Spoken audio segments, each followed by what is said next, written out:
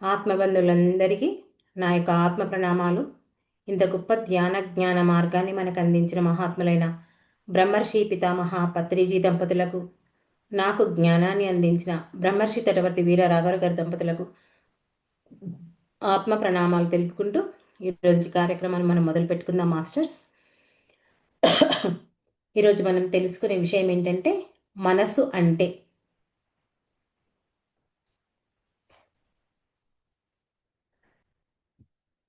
మనస్సు అంటే మనలో ఉన్నటువంటి కోరికలు మరి సంకల్పాల సమూహమే. మనసు అంటే ఏంది? మనలో ఉన్న కోరికలు సంకల్పాల సమూహమే మనసు. మనసుకి ఒక రూపం అంటూ ఉండదు. చూడండి, ఉదాహరణకు కాలువలో ప్రవహించే నీరు లాంటిది అంటారు మహాత్ములు. మరి నీటికి ఏ ఆకారమైన ఉంటుందా? నీటికి ఏ ఆకారము ఉండదు. ఆ నీరు ప్రవహించే ఒక కాలువను బట్టి ఆ నీటికి ఒక ఆకారం అనేది వస్తుంది. చూడండి, ఒక దగ్గర ఒక కాలువ ఉందనుకోండి, దాని నుంచి ఆ కాలువ నుంచి భూమికి ఎక్కడికో నీళ్ళు వెళ్ళడానికి పాదు ఇట్లా గుంతలాగా తవ్వుతుంటారు. ఆ తవ్వినప్పుడు ఒక దగ్గర సన్నగా, ఒక దగ్గర లావుగా, రకరకాలుగా వస్తుంది. మొత్తం ఒకే రకంగా ఉంటుందా? ఉండదు కదా. అది ఏ రకంగా అయితే వాళ్ళు ఆ భూమిని తవ్వారో ఆ విధంగానే ఆ నీరు ప్రవహిస్తుంది. అక్కడ ఏ ఆకారం అంటూ ఇక్కడ ఉండదు. కాలువ ఏ ఆకారంలో ఉంటే నీరు అదే ఆకారంలో వెళ్తుంది. అలాగే ఈ మనసుకి కూడా ఏ రూపం ఉండదు. నువ్వు ఎలాంటి ఆలోచనలు చేస్తే అలాంటి ఆలోచనలే ఆ రూపమే దాలుస్తుంది. ఉదాహరణకు, నువ్వు హింసాపూరితమైనటువంటి ఆలోచించావనుకో, అప్పుడు ఎలా ఉంటుంది? నువ్వు ఒక రాక్షసుడిలా కనిపిస్తావు. మనం నోటి నుంచి వచ్చే మాట కూడా ఆ విధంగానే ఉంటుంది. అలా కాకుండా ఒక దుర్మార్గపు ఆలోచనలు ఆలోచించావనుకో, దుర్మార్గమైనటువంటి చేష్టలే నీ చేతి నుంచి నీవు చేస్తావు. మరి మోసపూరితమైన ఆలోచనలు చేస్తే నీవు ఆ మోసము చేసే ఆలోచనలు నీలో ఉంటాయి. మరి నువ్వు ఆ విధంగానే మానవులను, ఇతరులను మోసం చేస్తావు. అంటే ఈ మనసును నీవు ఎలా ఉపయోగించుకుంటే అలా ఉపయోగపడుతుంది. దాని చేతుల్లో ఏమీ ఉండదు.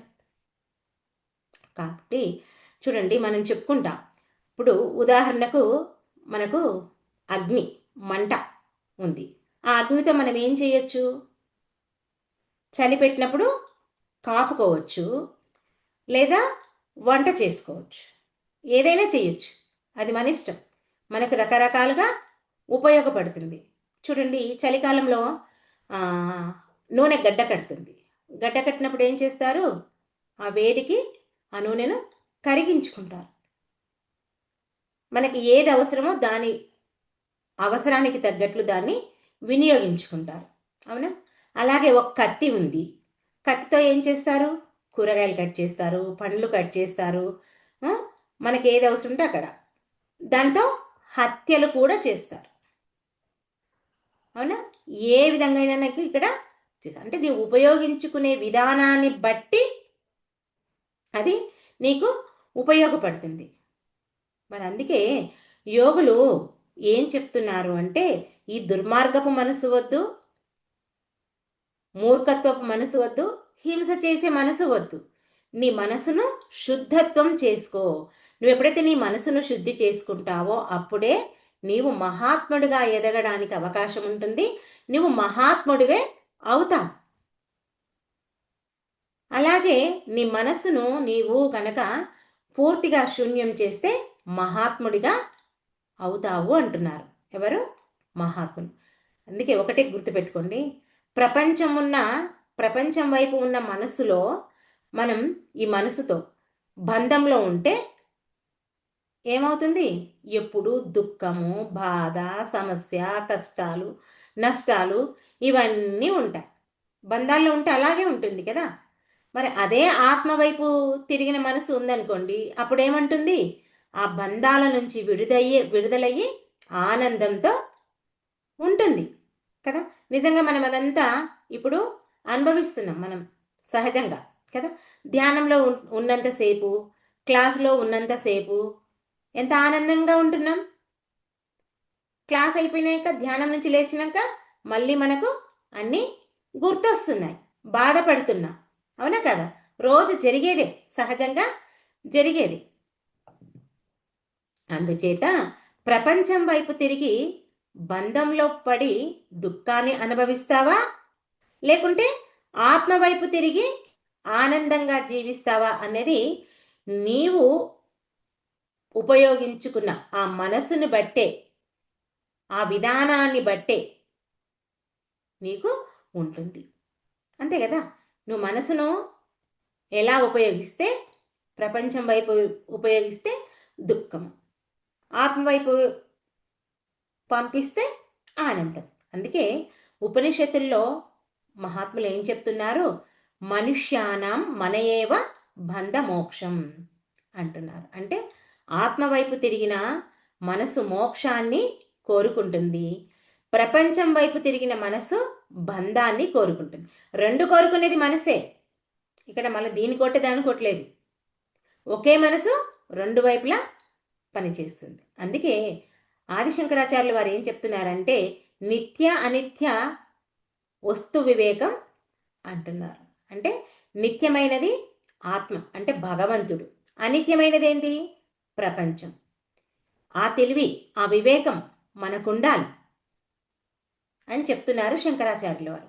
ఎందుకు అంటే నిత్యము అంటే నిత్యమైనది అంటే భగవంతుడని నువ్వు తెలుసుకుంటే నీ మనసును భగవంతుని వైపు తిప్పుతావు. అంతే కదా. మనకి ఎన్ని రోజులు మనం ఎంతసేపు ఈ దేహము అని అనుకున్నాం, అంతవరకు ఏం చేసాం? మనము ప్రపంచం వైపే మన మనసును మళ్లించి ఈ ప్రపంచంలోనే మనం జీవిస్తున్నాం. ఎప్పుడైతే ఈ ఆధ్యాత్మిక మార్గంలోకి వచ్చామో, ఈ శ్వాస మీద ధ్యాన మార్గంలోకి వచ్చామో అప్పుడే మనం ఆత్మలము అంటే భగవంతులమని తెలుసుకున్నాం. అప్పటి నుంచి మనం మన మనసును ఆత్మ వైపు తిప్పడానికి ప్రయత్నం చేస్తున్నాం. తిప్పలేదు ఇంకా, తిప్పితే మనం ఇలా ఉండం. తిప్పడానికి ప్రయత్నం చేస్తున్నాం కదా. మరి ఆత్మ వైపు తిప్పాలంటే మనకున్న బుద్ధి సరిపోదు. ఆ బుద్ధిని వికసింప చేసుకోవాలి. ఎలా వికసింప చేసుకుంటావు అంటే శ్వాస మీద ధ్యానం చేస్తూ, జ్ఞానాన్ని పొందుతూ, సాత్వికమైన ఆహారాన్ని తీసుకుంటూ, స్వాధ్యాయము చేస్తూ, సజ్జన సాంగత్యము చేస్తూ, పత్రిగారు చెప్పిన త్రిరత్నాలు ఏవైతే ఉన్నాయో అవన్నిటినీ పాటిస్తూ ఉంటే అప్పుడు మనం ఈ బుద్ధిని వికసింప చేసుకొని ఆత్మవైపు తిప్పడానికి మనం అవకాశం ఉంటుంది. ఈ మనస్సు యొక్క కల్పితమే ఈ జగత్తు అని చెప్పి మహాత్ములు మనకు చెప్తున్నారు. ఎందుకంటే ఈ జాగ్రత్త అవస్థలో ఉన్నటువంటి ప్రపంచాన్ని చూస్తూ మనం ఎప్పుడూ దుఃఖాన్ని అనుభవిస్తున్నాం. మరి అదే గాఢ నిద్రలో ఉన్నప్పుడు ఈ ప్రపంచం ఉందా? మనకు దాని గురించి ఆలోచిస్తామా? ఏమీ ఆలోచించం కదా. మరి ప్రపంచమంతా ఈ మనసులో లయమై ఉంది. ఎప్పుడు? గాఢ నిద్రలో ఉన్నప్పుడు. మనకి లేచి ఉన్నప్పుడే ఇవన్నీ గుర్తొస్తున్నాయి. గాఢ నిద్రలో ఏ కలత లేదు, ఎంతో హాయిగా నిద్రపోతున్నాం. అంటే ఈ సుషుప్తి అవస్థలో అంటే గాఢ నిద్రావస్థలో ఏ హాయి అయితే మనం అనుభవిస్తున్నామో, పొందుతున్నామో, మనం ధ్యానంలో పూర్తిగా ఎరుకలేని స్థితిలో ఆ హాయిని పొందాలి. గాఢ నిద్రలో నీ మనస్సును ఎలా అయితే నీకు తెలియకుండా లయింప చేసుకుంటున్నావో, లయం అవుతుందో, నీకు తెలిసినా తెలవకున్నా లయం అవుతుంది అక్కడ. అలాగే గాఢ నిద్రలో ఏదైతే పొందుతున్నావో అదే నీవు ధ్యానంలో కూర్చుండి ఈ ప్రపంచమంతా ఆ ధ్యానంలో లయం చేసుకోవాలి. ఆ లయమైనప్పుడు మనకు హాయిగా ఉంటుంది. అలాగే అప్పుడు ఏమవుతుంది, అలా చేసుకున్నప్పుడు ఈ మనస్సు ఆత్మలో లయమవుతుంది. అందుకే రమణ మహర్షి కూడా ఏం చెప్తున్నారంటే ఈ మనస్సును ఆత్మలో లయం చేయాలి అని రమణ మహానుభావుడు కూడా చెప్పారు. ఎందుకంటే ఈ మనసు ప్రపంచాన్ని బట్టి తయారైంది. మరి ప్రపంచానికి సంబంధించిన ఆలోచన తరంగాలు ఏవైతే ఉంటాయో ఆ ఆలోచనలు మనసులో వస్తూనే ఉంటాయి. ఎప్పుడైతే ఆలోచనలు వస్తుంటే నువ్వు కదలకుండా ఏం చేయాలి, కూర్చోవాలి. కూర్చొనేప్పుడు నీ లోపల జరిగే శ్వాసను నీవు గమనించాలి. వస్తుంటాయి ఆలోచనలు, వస్తుంటాయి పోతుంటాయి. నువ్వు గమనిస్తుంటే అవి మెల్లిమెల్లిగా నీ దగ్గర నుంచి రాకుండా వెళ్ళిపోతాయి. ఇది ఒక్క రోజులో మనకు సాధ్యమయ్యే పని కాదు. అలా ప్రతిరోజు మనం చేస్తూ చేస్తూ ఉండాలి. ఏదో మొక్కుబడిగా కాదు, మనకంటూ ఒక లక్ష్యంతో చెయ్యాలి. చేస్తే మనం అప్పుడు ఆ ఆత్మలో నీ మనసు లయం అవ్వడానికి అవకాశం ఉంటుంది. ఎప్పుడైతే ఈ మనస్సు శూన్యమైపోతుందో ఇంకా చివరికి మిగిలేదేది ఆత్మ. ఆత్మగా నీవు మిగిలిపోతావని చెప్పేసి రమణ మహానుభావుడు నీకు చెప్తున్నారు. చెప్పుకున్నాం కదా, గాఢ నిద్రస్థితిలో ఎంత హాయి పొందుతున్నావో అదే హాయి నీకు ఆత్మలో లయమైనప్పుడు ఆ బ్రహ్మానంద స్థితిలో నీవు శాశ్వతంగా ఉండిపోతావు అని యోగులు, మహాత్ములు, గురువులు అందరూ చెప్పడం మనకు జరిగింది.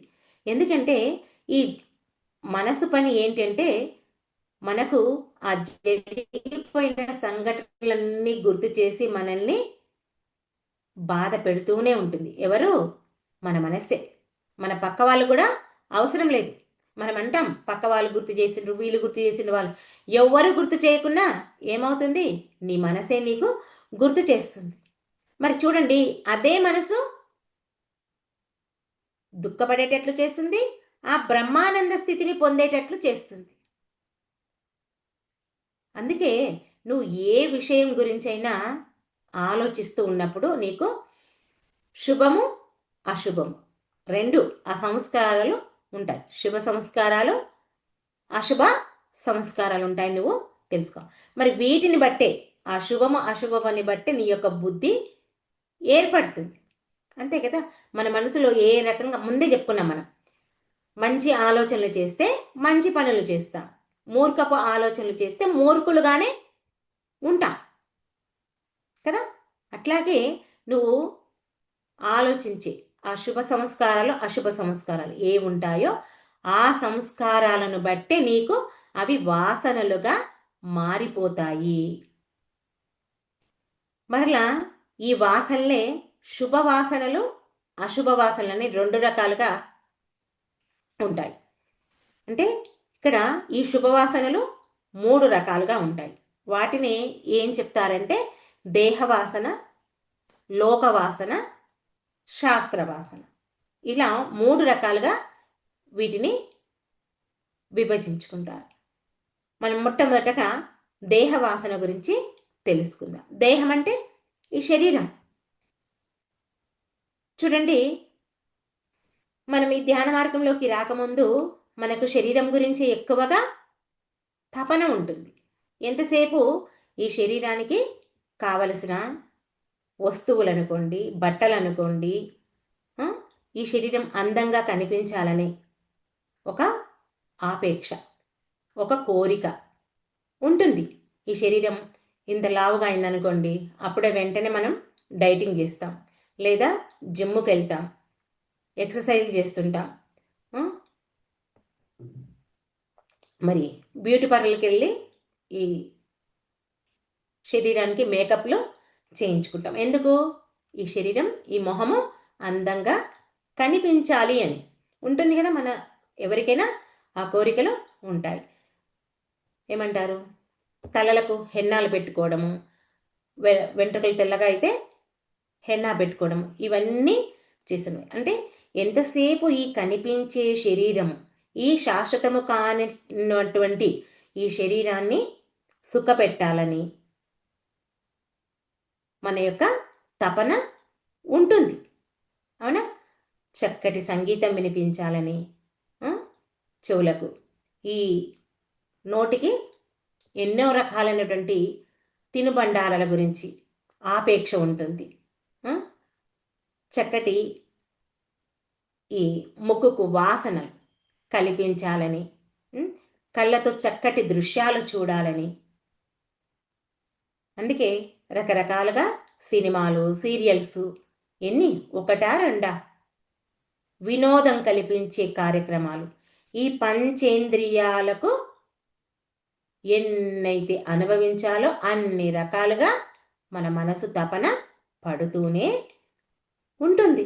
చూడండి, మనకి ఎండాకాలం వచ్చిందనుకోండి, కొంచెం ఉబ్బరిచ్చిందంటే మనకు ఫ్యాన్ కాకుంటే ఏసీ కావాలి, వర్షం వస్తే గొడుగు కావాలి, చలి పెడితే బ్లాంకెట్ కావాలి, స్వెటర్ కావాలి, ఇలా ఎన్నో రకాలుగా ఎంతసేపు ఈ దేహాన్ని ఏమాత్రం ఇబ్బంది కలిగించకుండా ఎన్ని రకాలుగా మనం దాన్ని కష్టపెట్టకుండా కాపాడటానికి మనం ప్రయత్నం చేస్తూనే ఉంటాం. దేనికోసం? ఈ నశించిపోయే శరీరం కోసం. మనం ఈ ధ్యాన మార్గంలోకి రానంత వరకు ఎంతసేపు ఈ దేహానికే మనం ప్రాముఖ్యతను ఇస్తుంటాం. అది సహజం. అవునా? ఎప్పుడైతే ఈ ధ్యాన మార్గంలోకి వచ్చామో అప్పుడు మనకు అర్థమవుతుంది ఏంటి, దేహం కాదు ఆత్మ శాశ్వతమని. ఆ ఆత్మ గురించి, అంటే ఆ భగవంతుని గురించే మనం పట్టించుకుంటాం. అంతవరకు ఆ భగవంతుడు కాదు, అసలు ఆత్మ ఉందని కూడా మనకు తెలియదు. ఆత్మ అంటే కూడా మనం అది దయ్యమని అనుకుంటాం. కానీ ఇవి సాధనా మార్గంలోకి వచ్చిన సాధకుడికి అస్సలు ఇవి ఏ అలవాట్లు ఉండకూడదు అని చెబుతారు. నువ్వు సాధనా మార్గంలోకి వచ్చిన తర్వాత కూడా ఈ శరీరాన్ని అంతగా ఇది చెయ్యొద్దు, ఆ దేహవాసన పోగొట్టుకోవాలి. అంటే మీరు అనొచ్చు ఒక మాట, దేహం ఉంటేనే కదా మనం సాధన చేసినా జ్ఞానం విన్నా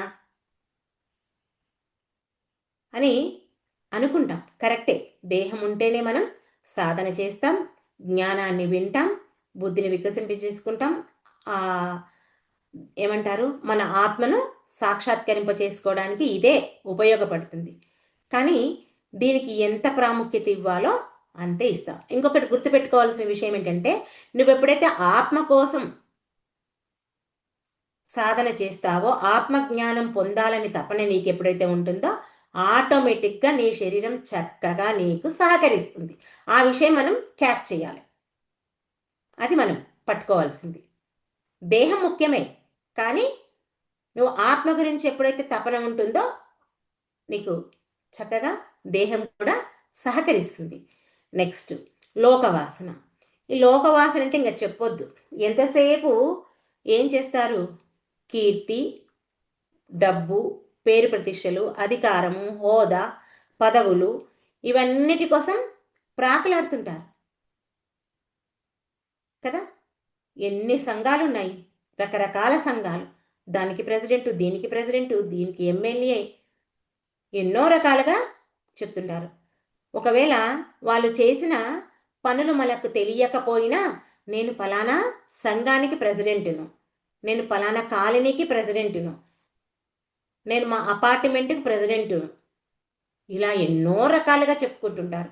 ఎంతసేపు నేను ఈ పని చేశాను, ఆ పని చేశాను, ఆడ మేము ఈ అన్నదానం చేశాము, మేము అంతా కలిసి ఈ ప్రోగ్రాం చేశాము, ఎంతసేపు ఆ గొప్పలు చెప్పుకోవడానికే ప్రయత్నిస్తుంటాం. తెలిసి పొగిడితే ఒకటి, ఒకవేళ పొగడకున్నా తెలియకున్నా ఇంకా మరీ చెప్పి పొగిడించుకుంటారు.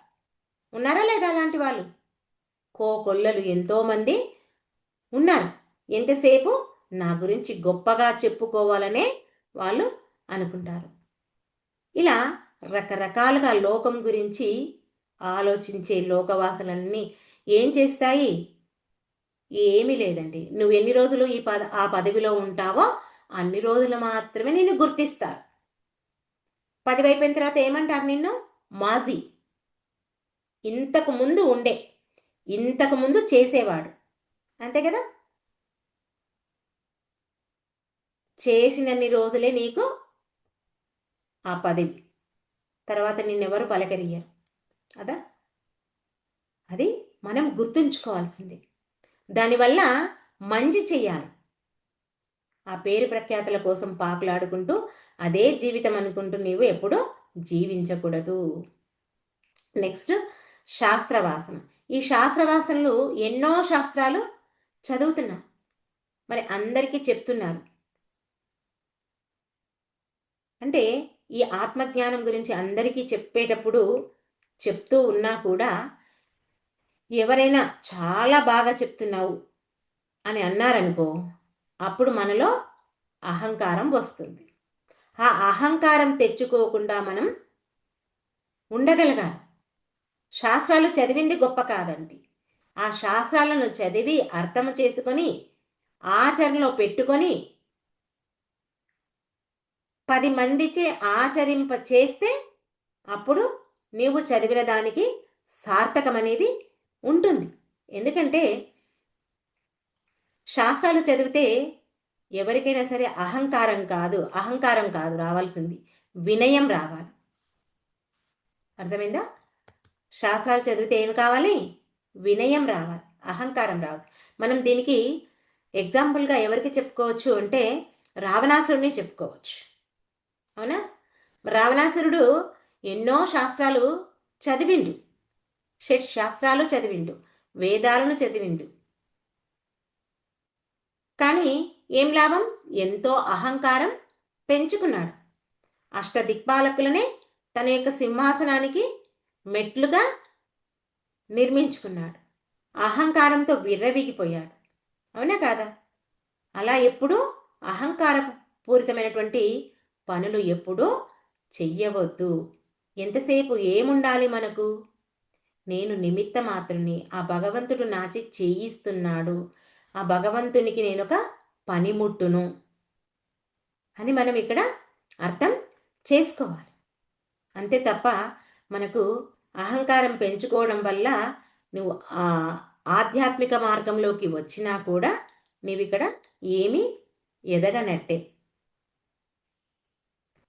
మరి ఈ 3 వాసన వల్లనే మన ఆ సాధకుడికి ఆ భవరోగం అనేది వస్తుంది. అంటే కీర్తి ప్రతిష్టలు కానీ, డబ్బు కానీ, ఈ అందచందాలు కానీ ఇవన్నీ రావాలి అనుకుంటే ఎప్పుడైనా సరే ఆ వచ్చినప్పుడు నీకు సంతోషం, పోయినప్పుడు దుఃఖం. అవునా కాదా? ఉన్నన్ని రోజులు ఎంతో సంతోషంగా ఉంటాం, అవే పోయినప్పుడు మనకెంతో దుఃఖం కలుగుతుంది, బాధ కలుగుతుంది. అందుకే మనం ఒకటే గుర్తుపెట్టుకోవాలి, శాశ్వతమైన దానిని మనం పట్టుకోవాలి, అశాశ్వతమైన దానిని మనం వదిలేయాలి. ఈ భవరోగాన్ని తెచ్చేది మనసే, అంతే కదా? మొత్తం ఈ మనసు వలనే ఉంది. మనకు కోరికలు కలిగించేది మనసే, బాధలు తెచ్చేది మనసే, మళ్ళీ ఆ భవరోగాన్ని పోగొట్టేది కూడా మనసే. రెండిటికి మనసే కారణం. చూడండి, ఈ మనస్సు బాహ్యంలో తిరిగి ఆ భవరోగాన్ని తెచ్చుకుంటుంది. మరి అదే మనసు భగవంతుడి వైపు తిరిగితే భవరోగాన్ని పోగొడుతుంది. అంతే, ఇంకా ఈజీగా. అంటే ఈ మనసును ఎటువైపు తిప్పాలని మన చేతుల్లో ఉందా లేదా కదా? ఈజీగా మన చేతుల్లోనే ఉంది. ఇప్పుడు కళ్ళు ఉన్నాయి, ఈ కళ్ళను చక్కగా ఒక ఆధ్యాత్మిక పుస్తకాన్ని చదవడానికి వినియోగించుకోవచ్చు, లేదా ఒక టీవీ సీరియల్ని చూడడానికి వినియోగించు. అంటే రెండు రెండు నీ చేతిలో ఉన్నాయి. అంటే కోరిక నీ దగ్గరే ఉంది, నీ మనసులోనే ఉంది. ఇప్పుడు చూడండి, ప్రతిరోజు మనము ఈ ఆధ్యాత్మిక జ్ఞానాన్ని అందుకుంటున్నాం, రోజు ధ్యానం చేస్తున్నాం, జ్ఞానాన్ని అందుకుంటున్నాం. సరే, మన ఇంటికి చుట్టాలు వచ్చిండ్రు, పోని ఇప్పుడు అమెరికాలో ఉన్న వాళ్ళే వచ్చిండ్రు, అవునా? బాగా గ్రహించండి ఈ మాట. అమెరికా ఉన్న వాళ్ళు వచ్చిండ్రు, కొడుకు కోడలు కానీ లేదా బిడ్డాలుడే కానీ వచ్చిండ్రు. సరే, వాళ్ళు సంవత్సరానికో 2 సంవత్సరాలకో 3 సంవత్సరాలకో వస్తారు. వచ్చినప్పుడు రోజు మొత్తం వాళ్ళతో కూర్చోవాల్సిన అవసరం లేదు, అవునా? ఒక అర్ధగంట టైం మనం దీనికి కేటాయించాలి, అవునా? కేటాయించకపోతే ఏమవుతుంది?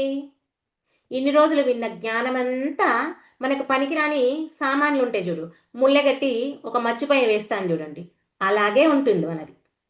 బాగా గుర్తించండి, గమనించండి. ప్రతి ఒక్కరూ ఆలోచించండి. మనం సాయంత్రం క్లాస్లో కూడా చెప్పుకున్నాం, ఇంత మంచిగా వచ్చినటువంటి మానవ జన్మను మనం దేనికోసం ఎలా వినియోగిస్తున్నాం? క్షణభంగురమైనది ఈ మానవ జన్మ అని చెప్పుకున్నాం. ఒక నీటి బుడగ లాంటిది ఈ జీవితం అని చెప్పుకున్నాం, అవునా? ఎప్పుడు పోతుందో తెలియదు, ఎన్ని రోజులు ఈ భూమి మీద ఉంటావో తెలియదు. సరే, ఏదో ఒక 2 రోజులో 3 రోజులో వాళ్ళ కోసం కేటాయించావు. ఉన్న రోజు మొత్తం 24 గంటలు వాళ్ళ కోసమే కేటాయిస్తే ఎట్లా? ఒక అర్ధగంట నీ కోసం, నీవు నీ ఆత్మ ఉన్నతి కోసం నీవు వినియోగించుకోవాలి. ఈ ఆధ్యాత్మిక మార్గం అనేది అంత ఈజీ కాదు, చాలా గొప్పది.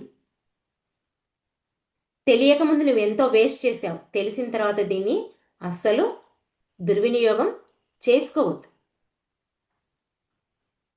ఎందుకంటే మనం చేసే ధ్యానమో అంతో ఇంతో, అవునా? మనం తీసుకునే ఆహారాన్ని బట్టి, మనం ఆలోచించే ఆలోచనలు బట్టి, మనం ప్రవర్తించే విధానాన్ని బట్టి మన యొక్క ఆ సాధనంతా ఎక్కడ పోతుందో అర్థం కాదు కదా. మనం రోజు చేసే సాధన మనం చేసే పనులకే సరిపోతుంది. మళ్ళీ ఈ సరికాని ఆహారము, సరికాని మాటలు, సరికాని ఆలోచనలు, ఇవన్నీ ఏమంటారంటే, రోజు మనం స్నానం చేసి ఒక వస్త్రాన్ని ధరిస్తే ఆ విడిచిన వస్త్రాన్ని ఏం చేస్తాం? మనం సబ్బు పెట్టి ఉతికేస్తాం. అట్లాగే మన మనసును కూడా ఉతుక్కోవాలి రోజు. ఆ మనసును ఉతుక్కుంటేనే కొంచెం శుభ్రపెడుతుంది. బాగా బాగా గమనించండి, అశ్రద్ధ చెయ్యకండి, అవునా? మరి ఈ భవరోగాన్ని పోగొట్టేది మనసే, మళ్ళీ ఆ భగవంతుని వైపు తిప్పేది ఈ మనసే. ఇవి రెండింటికి మనసే కారణం. కానీ నువ్వు ఎప్పుడైతే ఆ ఆత్మ వైపు తిరుగుతావో ఆ అశుభవాసనలన్నీ మెల్లిమెల్లిగా శుభవాసనలుగా మారుతాయి. శుభవాసనలు అంటే మనం చేసే ఈ ధ్యానం వైపు, మనం వినే ఈ ఆత్మజ్ఞానం వైపు, ఇవన్నీ మనం పెంచుకోవడం చాలా చాలా అవసరం. మనం ధ్యానం చేస్తూ జ్ఞానాన్ని వింటూ ఈ జ్ఞానాన్ని పంచడానికి ఫస్ట్ మనం పెంచుకోవాలి. పెంచుకున్న తర్వాత ఇతరులకు పంచడానికి కావలసినటువంటి సహకారం, సహాయ సహకారాలు ఇతరులకు అందించాలి. అందరికీ సేవలు చేయడము, ఇవన్నీ చేయాలి. మనము చేస్తూ వాళ్లకు చేయించాలి. మరి ఇంకా ధర్మపరమైన ఆహారమే తీసుకోవాలి, న్యాయార్జితమైనటువంటి ఆహారమే తీసుకోవాలి. ఇవన్నీ చాలా చాలా ముఖ్యంగా పాటించాల్సినటువంటి విషయం.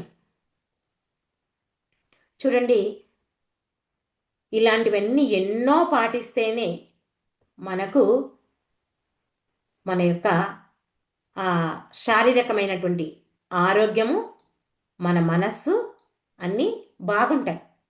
మనం సరికాని ఆహారం తీసుకుంటే మన మనసు ఎప్పుడో పడేస్తుంది.